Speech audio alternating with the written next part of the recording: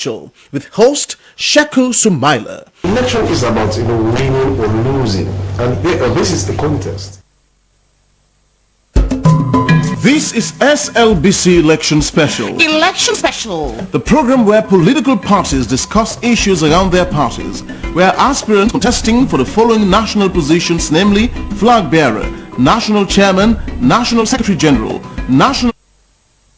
Hello and welcome to the program Election Special on the Sierra Leone Broadcasting Corporation Television and Radio in Freetown and our regional outlets with me, Sheku Sumaila. This program seeks to inform the public on plans and policies of political parties and their leaders towards the development of this country. Election Special will be engaging aspirants for various positions in political parties, intra-party structures, and that aspect of national character as prescribed by the PPRC Act of 2002. Some political parties have concluded their intra-party lower level elections and are now bracing up for their national conventions in which national officers are going to be elected. Among those political parties that have completed their lower level elections is the ruling Sierra Leone People's Party, the SLPP.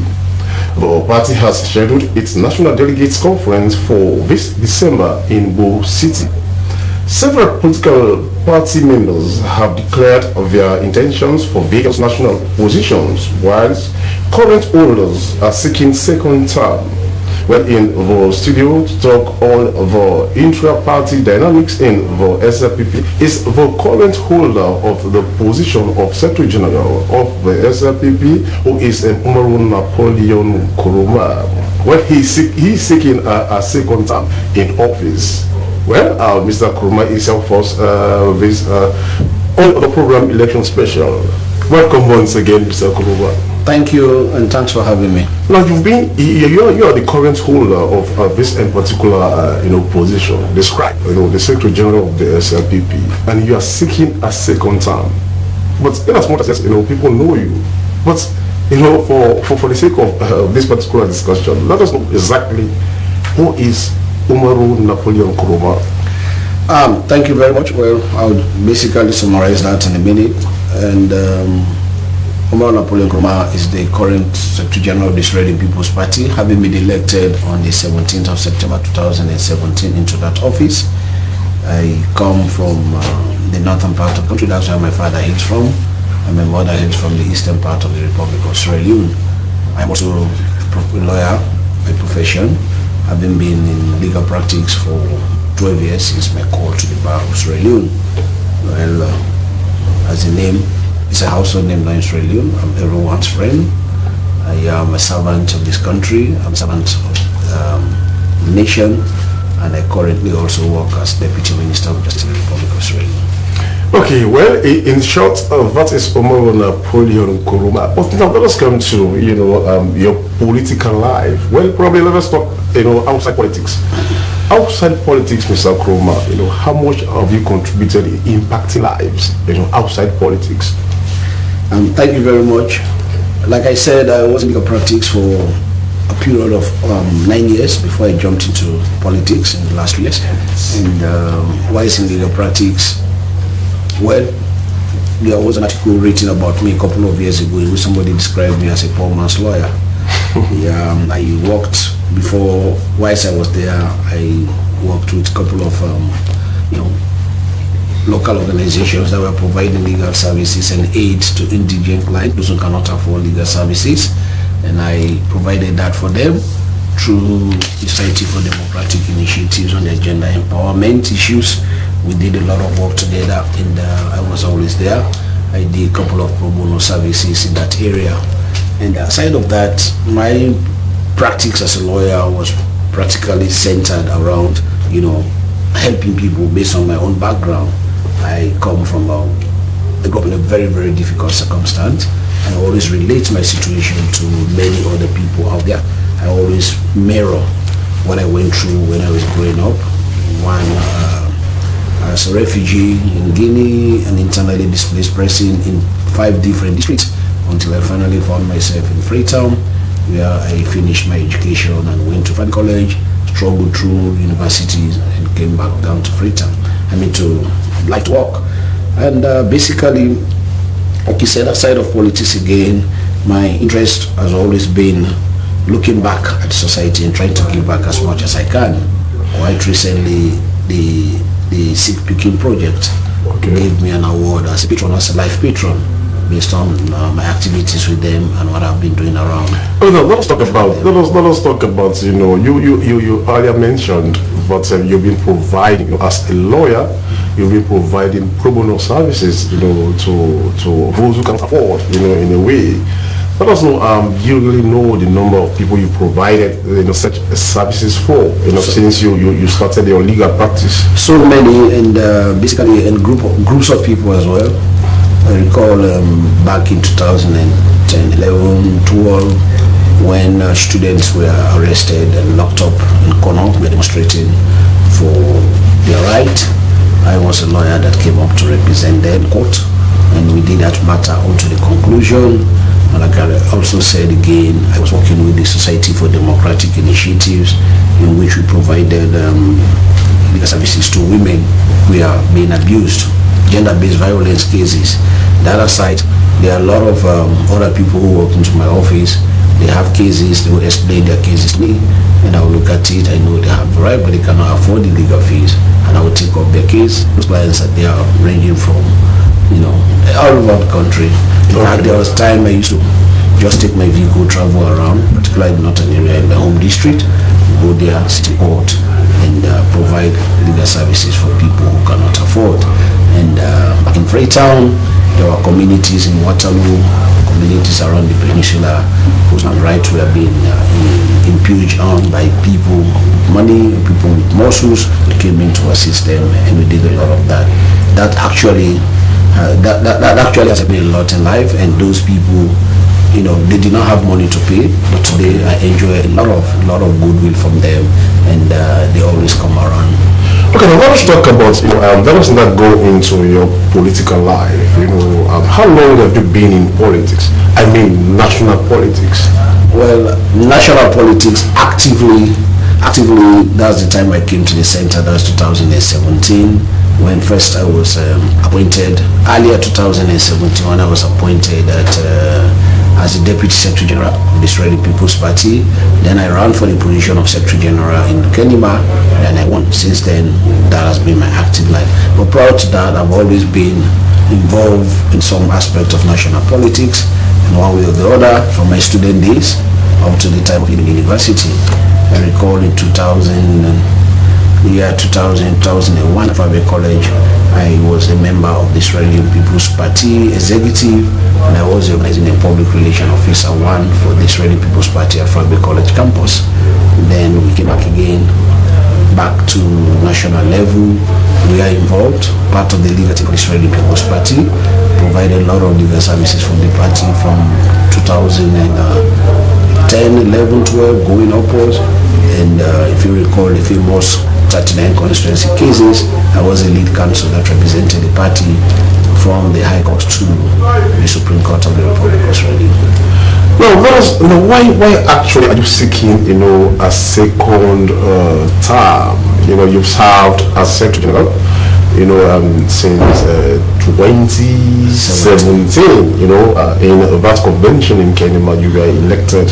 In fact, I can say overwhelmingly. Why do you want a second term? Well, it's a project. I came on the background of as a project of rebuilding and recreating our party. Our party is 70 years this year, and I came from the background of representing the strength of the party, which lies mainly in the young people of the party, the youth wing of the party. And that besides, we needed to give a new generation a face to the Israeli People's Party. That resonated well with the leadership of the party, and those who worked very, very hard. The elders of the party looked at it that it's time we bequeathed this party again to our very much young people. So we came from the background of an opposition. When I was elected in 2017 in Kenima, my first statement I made in that forum that day was that I promised that we were going to take the SLPP from opposition to government, which we did. So in other words, you have an unfinished business. So many of it. Okay. So many of it. We started when we came, we needed to look at our constitution, which was last amended in 2010. It was made in 1995, amended in 2010. Then we had to do a brand new constitution, which we are in the process of implementing. That constitution has created a lot of opportunities and openings to expand our party, and we are now about to implement provisions of those constitution.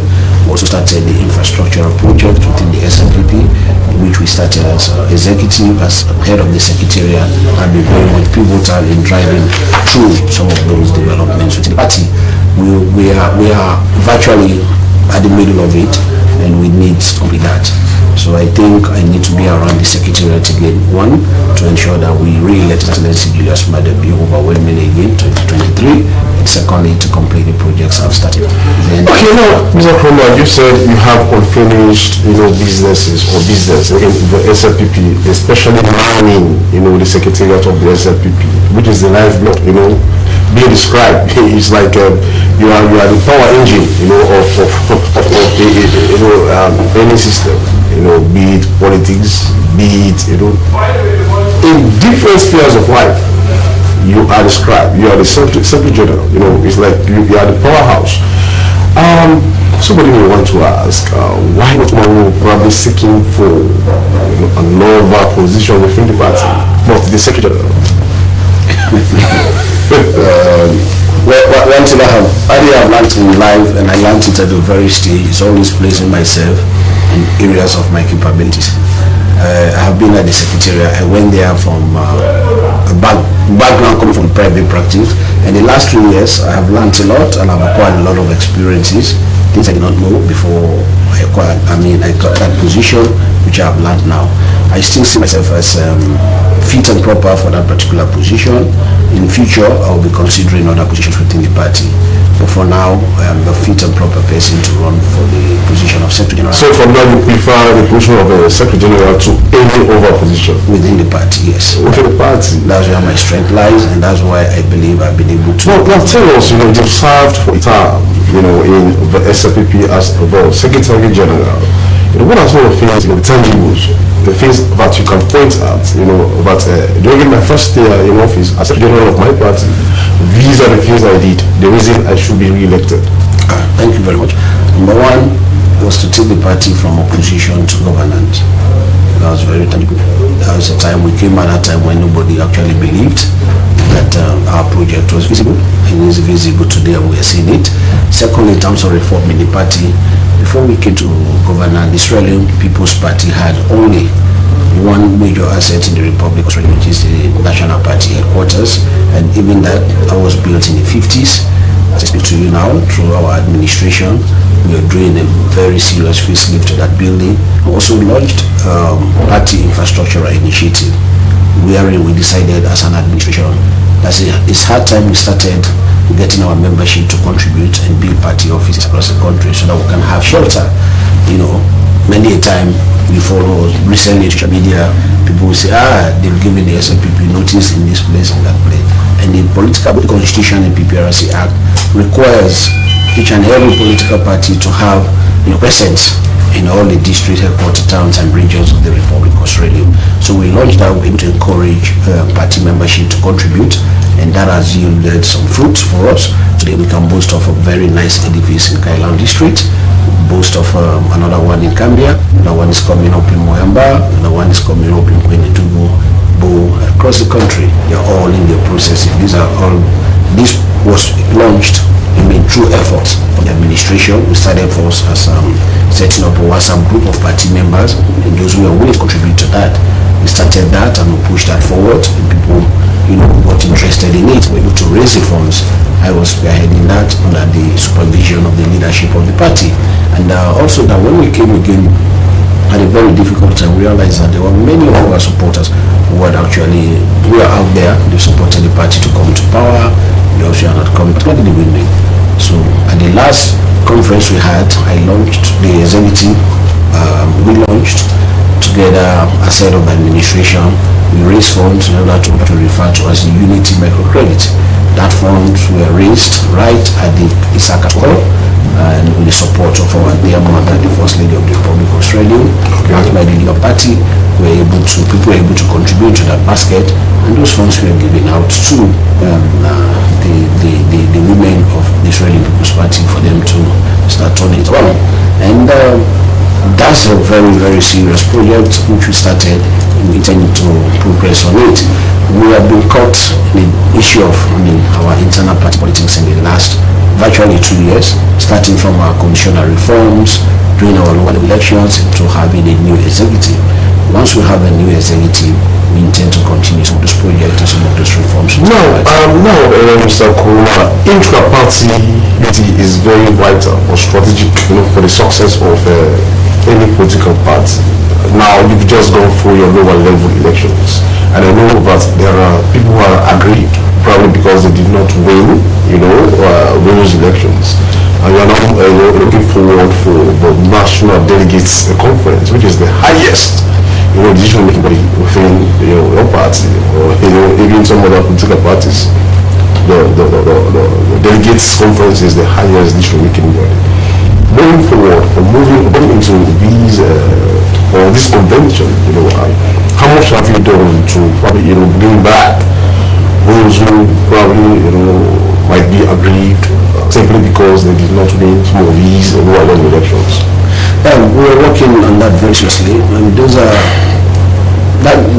some of the aspects of democracy. When you go into an election, you want to win, no matter how little that election is. And when you win, it's natural the way you react, the initial stage. But I can show you that people understand quite clearly what the SCPP is about and what the project is about. We might get angry at the stage, but we're moving forward. So what we did basically, one of our NEC meetings quite recently, we decided to set up a committee of very, very senior members of the party to constitute what we call the Reconciliation Committee, headed by Ambassador Jubilee and a couple of others. We set them up and asked them, we give them a terms of reference. They will go into some of those areas, and I've been talking to people. We agreed, those who left before and who have been sitting quietly and not participating in what has been going on within the party, and talking to them. And now we started seeing a lot of out of that. One of our recent meeting, one of our former secretaries general who withheld, he did not resign from the party. He sat down quietly after our last election. That was in the person of Banja Tijansi, who was at the meeting. He was saying, back home. Really, I'm now fired up and inspired. That has been the work of this committee, and they're still going around, and it's moving on. And definitely when we complete the process, the work of that committee is going to be intensified. We're going to make sure that we have everybody on board, well and kiki, ready and prepared. We're growing very, very more energetic to get His Excellency re-elected again. Now, going into over 2018, presidential elections, you had a splinter group. Some members of the party, probably because they did not get what they want, they decided to form a political party. Have you tried to extend, all these branches to those who probably are still aggrieved? You've just mentioned one, in the person of Banja Tijansi, who was in the position you are right now. How much have you done to reach out to all of us, all of us who are still aggrieved? Thank you very much. There are two aspects to it. Those of our brothers who left the SNPP and formed a new political party, the NDC, I respect their decision, and they are now forming in a political party called the NDC, and I respect that. They are in their own political party. We respect that and have a lot of respect for them. They are still our brothers. The doors are open if they intend to come willingly. We're not going into that. There are others who did not go to the NGC, who only said that, okay, we're a little bit tired, let's sit down and watch what is happening. They never resigned from the SNPP, they never went to any other political party, but they still quietly. So those have been our target by this committee, and I can assure you we'll be reaching out to them very, very seriously, and many of them are returning back quietly. I only mentioned the agency. There are a couple of former members of parliament. We are also, on the sidelines. They all attended the last NEC meeting and they are fired up to attend the National Delegate Conference. They are coming fully on board. Those ones who are bringing them, we are going to make sure that they are very, very much active and participate in the next general election. Our brothers in the OGC, we respect them. They are now a political party. They contested in elections. They are still functioning. They are in parliament. It's their right. It's a democratic right. Also, somebody is there, still feels that, okay, I have to come to the SLPP. They will be welcome, but we will not be going into that too, because we will have to get that right. Okay. Now let us talk about when you're going into an election. And in the first place, probably it is very rumored that there are some people who are, who are also contesting for this position you're holding right now, the Secretary General, which is a very enviable position, within any political party. So do you know the strength of your fellow contenders? The only thing I can say about anybody that is contesting in the position, there are requirements within the constitution. They are SLPP members. Under the rules and regulations, NEC, the Independent Electoral Monitoring Board Committee, is now responsible for the conduct of our elections. What I'm doing is to collaborate with the Secretary General in terms of the transmission of information to them as and how it is received. And I can assure you that basically for the position of Secretary General, of course, there has been one contender who wrote and expressed his intention to run for the position of Secretary General, and that has been transferred to the IMOC, and IMOC is doing the processes. He's a member of the SLPP. He's welcome. I mean, we all SLPP members, we're all interested in doing the best out of the SLPP, and the job has its own attachment, it has its own issues. I have learned it in the last 3 years. It's not, it's a serious one. It's a serious one. And you have to be prepared mentally, physically, otherwise for you to be able to serve the city. So I welcome them on board. Then the person will decide in board. And even competition, right? Definitely. Okay. So let us know how is the Napoleon campaign going? The Napoleon campaign for the Secretary General of the SLPP, the second lead of Napoleon. How is that campaign going? What has happened basically is that the SLPP is a very, very traditional and great party. The last was what I've done in the SLPP as Secretary General and as Napoleon stands out very clearly. And what has been happening basically right across the delegate spread, across districts, across regions and everything, people have taken up the campaign personally. Because as I speak to you, I'm also busy working with IMOC in terms of organizing. We're putting together over 1,000 people. That involves a lot of logistical arrangements and other things, and I'm spearheading that. So what has happened basically, those district chairmen, those regional chairmen, they've taken up the campaign. Social media bloggers, the young people within the party, they've taken up the campaign. People are taking my pictures from Facebook, they're doing flyers, they're sharing those flyers, they're doing posters and everything and putting out. Some will even do it and later they come to me. Did you see that flyer? We've done it. Some are even saying that all we need to do, probably you only need to come and say hi for some new people who've been elected to see your face and to know you personally. But as for us, we are very much okay. Those pieces of messages have been coming right across the country, and people are really, really, really fired up. And I'm grateful, and I'm very much happy, and I know people appreciate what I've done in the last couple of years, and they want me back to continue serving them in that position. And I'm fired up, I'm ready, and I'm willing, and I will definitely give them the best in what they deserve. Now let's talk about the diaspora votes. Also very crucial in this political dispensation. Within your political party, the SLPP. We know that you have this UK branch, Northern Ireland, United States. We know that they also have a stake, in this whole business. So let us talk about the diaspora campaign. How is that going also? It's a great one. Definitely, I did not have the chance to visit the diaspora, but I can assure you they're all here, and they know the program been on in the last 3 years. They understand that very clearly. We have 2 regions in the diaspora. We have the UK and Ireland region. It's not a branch anymore, with 25 delegates, and we have the SLPP North America region with also 25 delegates, 5 elected positions, and 20 delegates elected by the regions themselves. Excuse me, they've said that. And we also have branches. Branches are those who not yet attain the status of regions. We have about 6 branches that are coming to participate in that election. We all clearly understand, and basically the activities of the diaspora are basically coordinated by the Secretariat. And in the last couple of years, the way we have worked together, the way we push the agenda of the SLPP, they understand that very clearly. They are all here. Initially, we had slated the conference to go on the 22nd and 23rd, but we held a NEC meeting last week in which NEC unanimously agreed that it be extended by a week to the 29th and 30th in order to give space for SLPP to effectively participate in the midterm national census to support, which we are calling on all our members to participate in it effectively, because it's about development, it's about having the right data to continue to develop our country. So we shifted that by week, but I can assure you virtually 90% of the delegates from the regions and the branches are all Israeli.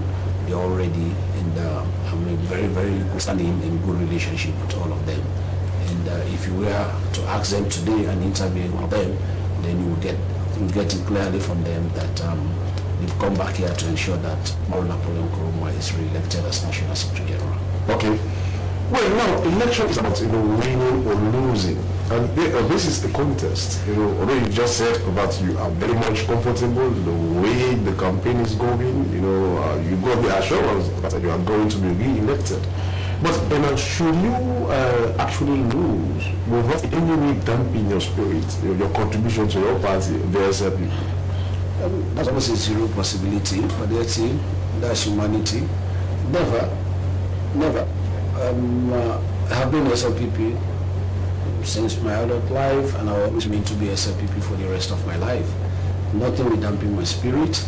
I will continue to work for the SLPP, and very seriously do, and I will continue with my project for the SLPP, particularly in the region where my father is from, which is the northern region, for our people to understand that the issue about the SLPP as a national political party transcends beyond our regional tribal attachments as we find ourselves in that part of the country, and people are understanding that, and it's resonating with them very well, because they have them on, and I'm taking the message, translating the message of His Excellency Julius Maada Bio clearly for them to understand that it's not just about they sitting there and at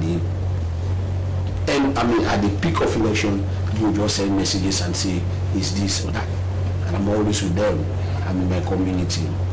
We speak, we understand ourselves, and they are basically understanding. I'm driving that message home. The SLPP, as you all know, the history of the party 70 years ago was basically based on agreement and compromises between the north, east, south, and western area of the Republic of Australia as a national party, cuts across. And the northern heritage of the party, the strength of the party that came from over the years of the long absence of the party in governance under the then APC, were able to kind of suppress that a little bit for people to forget instantly that this party actually originated and had the truth deeply planted in this part of the country. That, together with my other brothers, colleagues, we are now taking it off for people to understand. And we know the SLPP is the only way out, the only way through, and the only way for the Republic of Australia. Alright, thank you so much. He is the Secretary General of the SLPP, Mauro Napoleon Koroma. Well, he's also seeking a second term as the party prepares for its national delegates conference, which is going to happen in Bow City this month.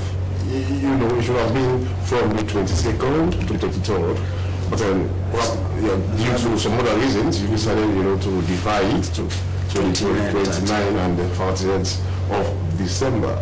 This is Election Special, live on the Sierra Leone Broadcasting Corporation, where we are also heard or viewed on our regional stations, our radio stations across the country. This is Election Special, and we are going for a very short break, and I'll be right back. This is SLBC Election Special. Election Special. The program where political parties discuss issues around their parties, where aspirants contesting for the following national positions, namely Flag Bearer, National Chairman, National Secretary General, national women's leader and national youth leader talk about their political agenda. Where delegates make informed choices about who to lead them and where the public access their political leaders. And don't We are back, and the program you're watching is Elections Special on the Sierra Leone Broadcasting Corporation Television and Radio and our regional outlets across the country. Well, before we went for that break, I was talking to the Secretary General of the SLPP, who is also bidding a second term. He is Umaru Napoleon Kuruma Esquire. Welcome to the program once again, Mr. Kuruma. Thank you, and thanks for having me. Okay, now let us talk about your political agenda, your agenda for your party, the SLPP. Now you've served a term, and you are seeking a re-election. What is new that you really want to inject into the party, having served for one term, now seeking a second term? What is new that you want to inject? I told you earlier that we have completed projects that we have to complete. That's one. But more over above all, the most important thing is to build up the party, to build a very, very formidable party that will always stand the test of time. And we are 70 years old now. The president keeps telling us, the leader of our party keeps telling us that we have to reinvent ourselves. We have to have innovations within the party. Like at 70 years old, you have to definitely set up base. You have to set up yourself. You have to work. You have to prepare yourself to face the next generation that is coming up. So that's what we are building within the party. We're building the next generation of SLPPians. We're building the next generation of our party members that will be able to continue. The SLPP predicts existence and is going to be there even many years after we have left. Like the dinosaurs who refuse to be innovating, today is extinct, but the SLPP will continue to live. So what we're basically going to do now, one, we're going to seek the election of His Excellency Brigadier Julius Maada Bio 2023, which is very, very much important. That's what we're going to be focused on immediately after the election, and we're going to take that one right from the very, very base of our party, based on the format of elections we did for the lower level elections. We're going to make sure that all levels of the party, from the sectional level, the chiefdom level, the zonal level, constituency, district, everything, every area is going to be well engaged, and it will vibrate very much well. So our first focus is that, and once that is done, they will now concentrate on building up a very, very solid base for the party based on informed data, which is going to be digitalized, and which we are going to, so at the click of a button, we sit here and we know exactly that the SLPP, this is what the SLPP is about, and this is what the SLPP is going to do. And this is going to be well informed by information and technology. That is already in process. We've already started that, but we had to suspend it based on all our internal party politics. Once we are done, that's a project we are going to continue with, and it will come in time in this country for the next generation that are coming up, for those children, for those kids which the SLPP has introduced the free quality education for. By the time they get to that point, you understand that the political party that is laying the foundation for human capital development is not a party, the SLPP. We are going to make sure of that. Now, how much do you relate? Because politics is about number, especially democracy, multi-party politics. How much do you relate with people who are outside the party, who are not members of your party? How much do you relate with them? How much do you try to cajole them, to believe in your party's political ideology? That's our daily engagement. The party is called Israeli People's Party. It's a party for every Israeli Indian, each and every Israeli Indian. We have the membership, we have the supporters. The membership, those who have taken the extra step to go and say we are now going to register with the party and start making our contributions to the party. But outside of that one, we have thousands and thousands out there who are supporters, who look at me, who look at His Excellency the President, who look at so many members of the party and say we are supporting the SLPP. We are wearing the t-shirt of the SLPP to support the party. They might not necessarily be fully registered members of the party, but they are supporters out there. So we relate to them, and we keep talking to them, we keep going across. And I'm assuring you as well that based on the policies the SLPP government under the leadership of President Bio is implementing in this country, we are getting a lot of people driving towards the SLPP and believing in supporting the SLPP. Particularly, like I said again, I keep emphasizing the region where I come from, where it has been perceived for so many years is quote-unquote strongholds of the now opposition. That is changing very rapidly. We'll continue with that. When we go out there to talk to Sierra Leoneans, I don't put on the lenses of a green color. I put on the lenses of Australia and I speak to them about my political party, whether they are whatever color they are. And many of them are actually listening and they are understanding and they are coming on board to support the party. And we will continue to do that. Maryland, as rightly said, democracy is about number, it's a number game, and we'll continue driving that forward, irrespective of whatever distraction. We are faced by any distractions coming around. We just keep sending out the messages. I tell you, quite recently, I was in a village, I visited my village, somebody walked up to me, interestingly, and said, I'm going to continue to support this party and I will support this religion. I was asking, he said, you know why? I'm a father of 8 kids. Since this government came, our President Bill came, I don't even know what is the cost of school fees. And I'm not going to sit down and allow that to change. Nobody will change that for me. You know, these are just 1K, but there are thousands and thousands out there who believe in that. And those are the people we're going for. And those are the people that are coming on board to the SLPP and to support the party. Now the thing is that, let us tell us, why should we believe in Napoleon? Because the thing is, people have to have a trust. They have to believe in you. They have to believe in your ideology. They want to see you as a model, a role model, a model. Why do you think we should, actually trust Napoleon Nkrumah, especially for your continuation or you continuing in this particular position as Secretary General of the party? Sierra Leone is it's not a big country, it's a small country. Virtually everyone knows everyone in this country. I come from the background of a leader from my days at university, from a student leader, and I led my colleagues at different levels, from student union politics to politics at the university, where we had a mixture, a representative of the entire country in various institutions, in our various clubs, etc., etc. So that was already established before I jumped into national politics. The name is out there. I keep telling people that my life is like an open book. Everybody is free and willing to check the background of Napoleon and to see whether Napoleon Nkrumah has ever been involved in anything that is untoward in terms of the development of this country, or even in an organization that Napoleon has always found himself in. So that trust is there, and within the SLPP, people trust Napoleon Nkrumah, and when all else fail, they tell them that go to Napoleon Nkrumah. The doors are always open at any time, both my home and my office, wherever I find myself, they are always around. So that trust is there, and like I said, which is why they have taken up the campaign. Many of these people, sometimes people send me flyers that I only see when they send it to me on social media, and some will even come. Interesting, some group of women came to the office on Friday. They were all wearing t-shirts. T-shirts are printed, and they told me that who printed this? I said, for me, I said, yes, it was a very good person to us.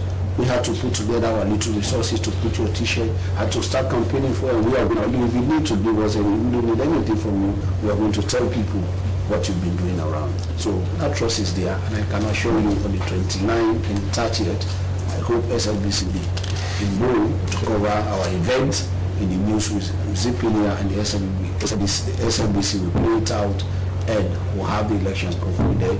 It will be transparent, it will be peaceful, and it will be very, very, very much open to the entire country and the world to see that the SLPP's internal democracy is one to emulate. Okay, now let's know your agenda for women. As all of us know, for many years, women in Sierra Leone have been, crying or advocating for affirmative action. And as we speak right now, the gender empowerment bill, is being debated in a way. It has got cabinet approval just for Parliament now to pass it into law. What is your agenda for women of Sierra Leone? Okay, in the first place, we support, as a political party, we wholeheartedly and entirely support the gender bill, which is the creation and initiation of our government. We appreciate that. And but as a political party as well, we were even a little bit ahead of time.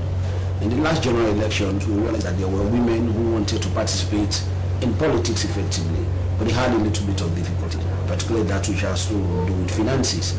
Yeah, for example, we set up fees for people to pay for them to be even considered as candidates, and both for council and members of parliament. What we did was that we realized that there were women out there. So what we did as a secretariat by then, we put out a notice saying that any woman who is aspiring for female, maybe that for councillor or members of a member of parliament, they were completely absorbed with that. We waived it for them completely. We waived it, and that increased the number of women who came forward to participate in to run for positions of councillor and even members of parliament. And when eventually the symbol process was completed, all the female candidates who succeeded to be given our party symbol, both as councillor and as members of parliament, the party again went further to say their candidature fee at the National Electoral Commission was going to be paid by the party. The party took up that to pay just to encourage them. And additionally also, the party also provided support for those female candidates who had been given symbol, assisted them in their campaign for them to get elected. So those are the little. And our party also has a gender policy which was developed way before. It is within the SLPP. We continue to pursue that, and we're happy that when the gender bill, which has gone through cabinet, hopefully our parliamentarians will pass it into law, and the SLPP will be very, very much willing to implement the provisions of that gender empowerment bill. Okay, now the gender empowerment bill, is being processed. In a way, it is being debated, and very soon it will become law. But are we actually expecting to see a situation wherein gender issues are actually mainstreamed? Because most political parties, if not all, in Sierra Leone, they have women's wing, youth wing, but in a situation where the women, like for example, a woman goes in for a position like, for example, national chairman, what mainstreaming aspect of it, the policy you are talking about, your intra-party gender policy, does it speak to that? Mainstreaming gender issues, for example, in the issue area of national officers, mainstream politics. Are you thinking of that? Yeah, well, definitely. The aspect we can ignore the aspect of internal party democracy, which calls for elections that you have to contest and you have to campaign and you have to convince people to vote for you. We encourage women to come forward for that, and we are happy about that. And basically, as a political party, what we did on our new constitution was to create a National Women Council now, which is quite different from what used to be. And in terms of implementing provisions of that constitutional provision, the women are going to have a council, and that council will be made up of different layers, and they will have a secretariat of that council. You have people to implement, they will have to develop their own product, they will have to develop their own policies, and their leaders of that council, which is the National Women's Leader and Deputy, who are also members of NEC, and who are also national officers, who are also members of the National Delegate Conference, will translate those policies at that level, they will elevate it at that level, and they will seek support from that level, and they will take it back to that council.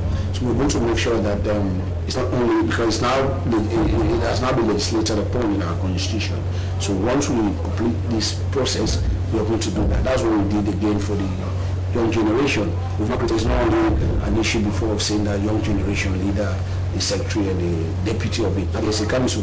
They're going to work within that council. So they'll be sitting there to discuss their own issues. What affects them? What do they want? How do they want the party to relate to them? How do they want the party to take on the activities and bring it as a center core of the party's activity? Those councils will be given the fullest support, in terms of administration. They'll be centered in the party secretariat and they'll be doing their job, and definitely we'll see a lot and lot of improvement. But this time around, for the first time in the history of our party, we brought all the women together and all the young people together, all by themselves, to elect their own leader, so that they know that this leader that they've elected is of their own making. They brought that leader to fall, and we are going to definitely work with that leader for that leader to succeed and ensure that the issues of women or the issues of the young generation is properly and effectively, dealt with at the national level of the party.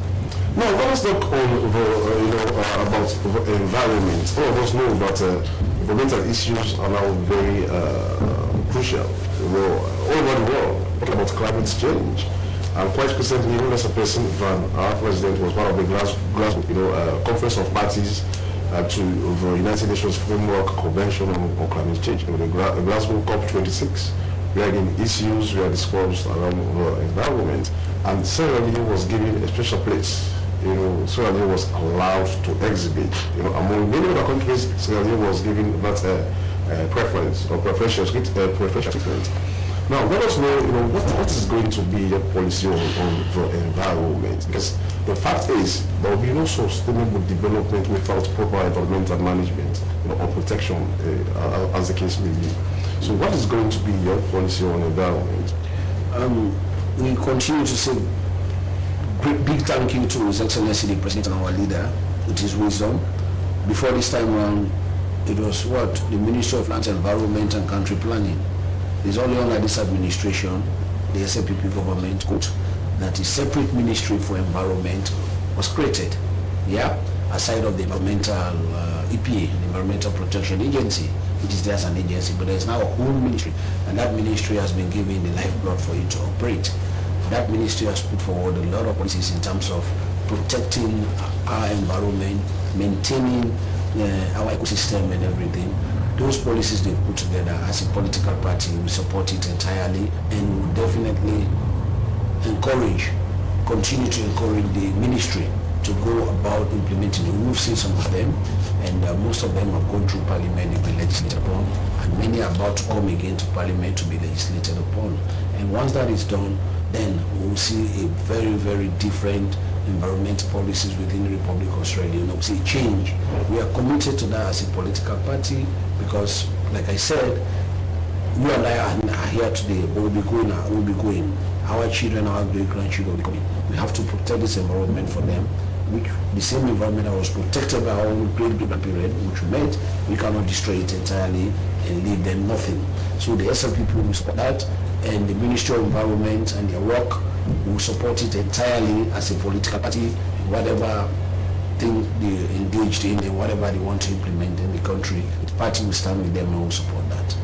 Now, let us talk about the youths. Youths are also very much crucial because, in fact, they are the ones who display their exuberance. When it comes to political rallies, when it comes to campaigning, they are the ones saying all over the place. They are the ones who really showcase. They are the ones who have the zest, to move things. What is your intention for youths? Not only youths in the SLPP, but youths of Sierra Leone. Well, I was naturally you will also be a better judge because you'll be following what the Ministry of Youth has been doing.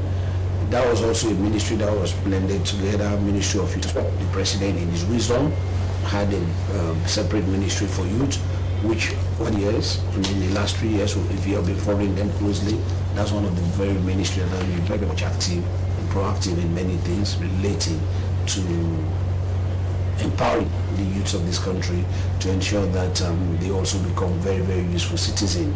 And as a party, we also consider that very seriously, which is why, as I said earlier, we have created now a separate council for the young generation, and they have elected their own leader. As I speak to you, just before I came here, their leadership is now calling me. They've even started. They want to. I have to advise them that please wait. Let's finish the delegate conference. We can continue from that point. But they are eager.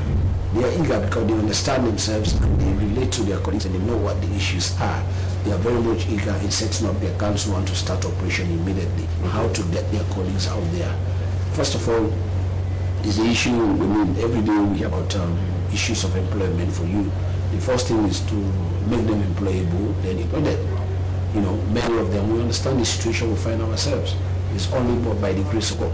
The whole generation, one or two of it, was definitely lost during the war years. 11 years of civil war. Many people, in primary school, secondary school, dropped out of school as a result of the civil war. We were never able to regain that again, and that was completely lost. How do we get them now, employable in terms of engaging in skills? Give them skills that will make them employable so that they will gain the necessary employment, also become useful citizens. Okay. It's what that is going through at different sectors within the country.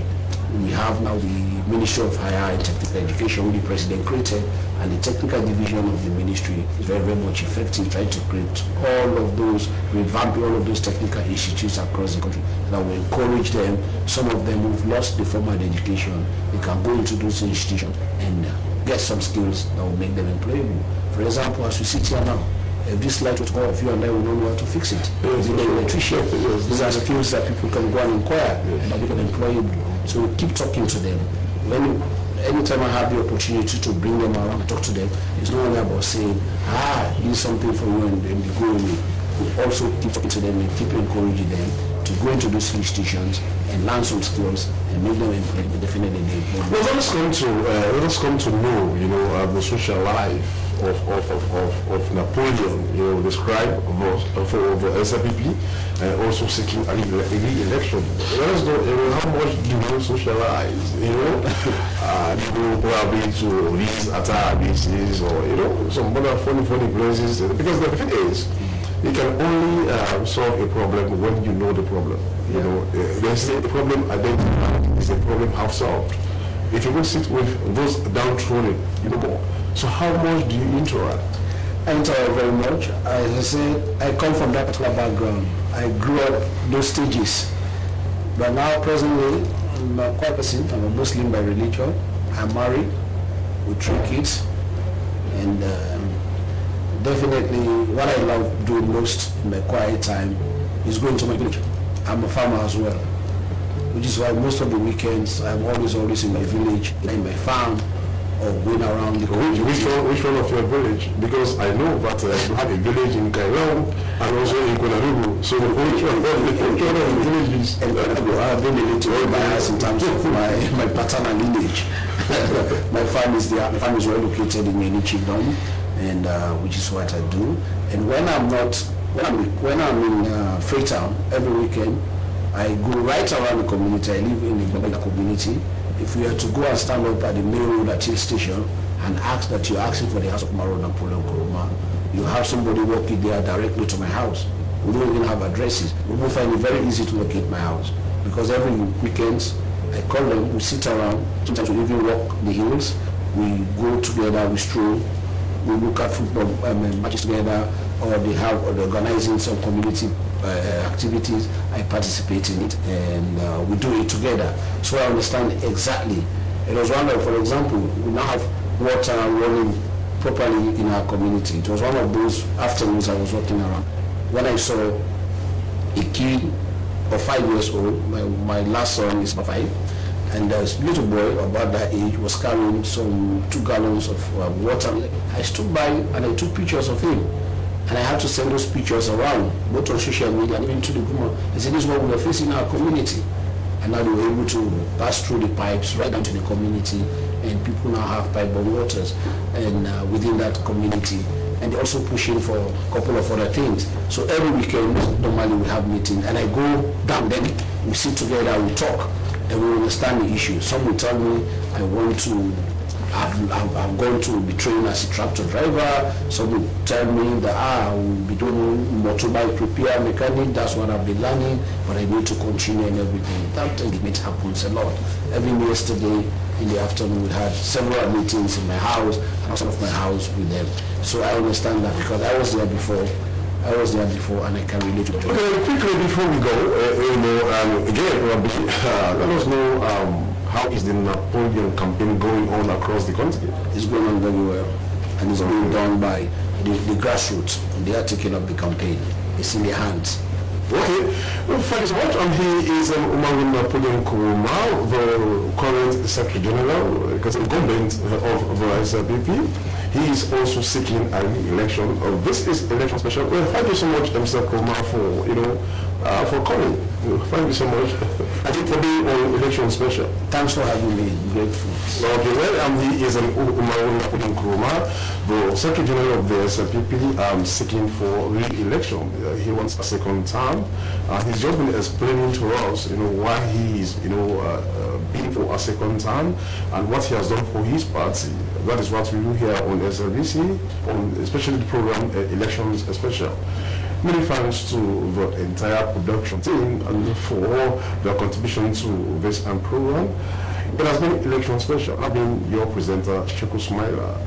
Stay watching the Sierra Leone Broadcasting Corporation.